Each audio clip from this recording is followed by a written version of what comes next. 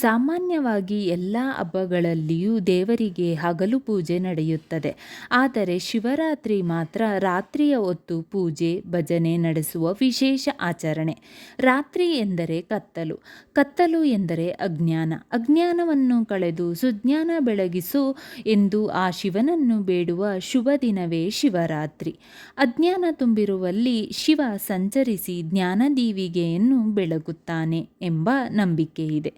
ಶಿವನಿಗೆ ಅತೀ ಶ್ರೇಷ್ಠವಾಗಿರುವ ಬಿಲ್ಪತ್ರೆಯನ್ನು ಅರ್ಪಿಸಿ ತಿಲಗಿ ಪುಷ್ಪ ತುಳಸಿಯಿಂದ ಶಿವಲಿಂಗವನ್ನು ಅಲಂಕಾರ ಮಾಡಿ ಶಿವನನ್ನು ಭಜಿಸಿದರೆ ಪಾಪಗಳು ಪರಿಹಾರವಾಗುತ್ತವೆ.